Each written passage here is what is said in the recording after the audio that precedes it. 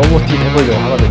유두수술, 네. 이게 지금 수천 명의 유두 때문에 당연히 오늘은 유두수술에 대해서 안녕하세요. 성형계 서태일 서현우 원장입니다. 반갑습니다.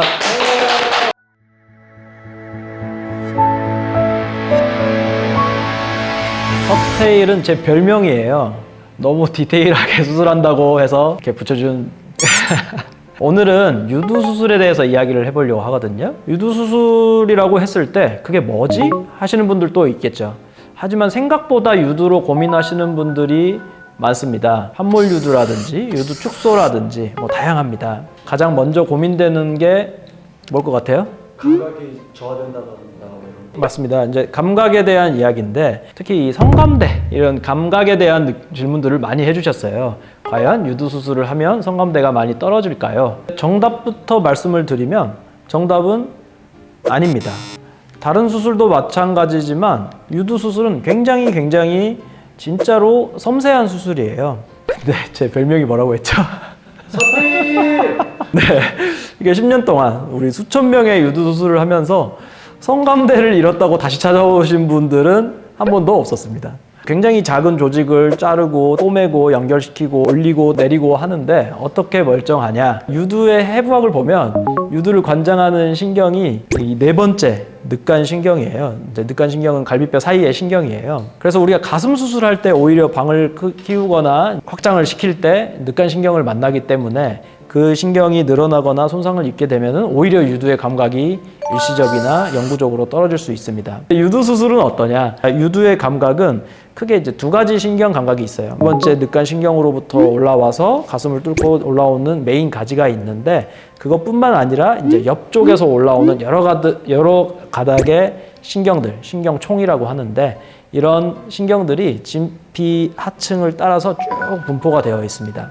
그래서 이 신경의 분포가 50대 50 정도. 그래서 이제 이 유두 수술을 할 때 어느 한쪽이라도 남겨놓으면 이 감각은 일단 유지가 되는 거예요. 수술을 할 때 신경을 자르면서 수술을 하는 경우는 뭐 거의 없다고 보시면 됩니다. 뭐 피치 못할 때 우리가 확장을 할 때 신경이 늘어나거나 뭐 희생을 하는 경우가 아주 가끔 있지만 우리가 유두 수술할 때 특히 이 감각이 중요한 유두를 수술할 때는 그 신경을 남겨놓기 위한 작업들을 계속 하게 됩니다. 우리가 함몰유두 같은 수술은 우리가 가운데에 유착하고 있는 부위를 이제 박리를 많이 해야 됩니다. 그래서 안쪽에서 올라오는 신경들은 약간 손상이 될 수 있어요. 하지만 진피하 옆에서 오는 신경들은 보존이 되기 때문에 감각 저하 증상이 거의 없습니다. 유두 축소의 경우에도 신경이 가장 많이 올라오고 있는 이제 가운데 조직 대부분 남겨놓기 때문에 온전히 신경이 남아있기 때문에 감각 저하가 일어나지가 않습니다. 그렇기 때문에 당연히 성감대의 역할도 그대로 유지하게 됩니다.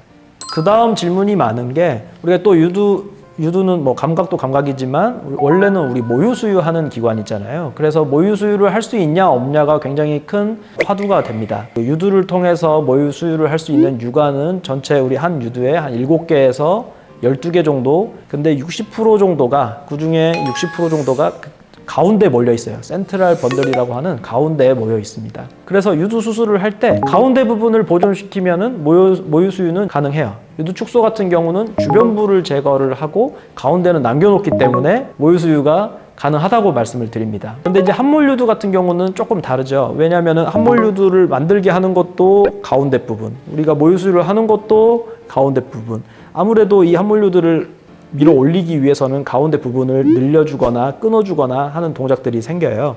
비절개법 같은 경우는 완전히 제거는 아니고 우리가 늘려내는 방법을 사용을 하기 때문에 어느 정도 모유수유가 가능하다, 이론적으로는 가능하다라고 말씀을 드리고, 절개법 같은 경우는 완전히 그것을 박리를 하고 그리고 또 조직을 들어서 묻어주고 이런 동작들이 있기 때문에 모유수유 가능성이 떨어진다, 이렇게 말씀을 드립니다.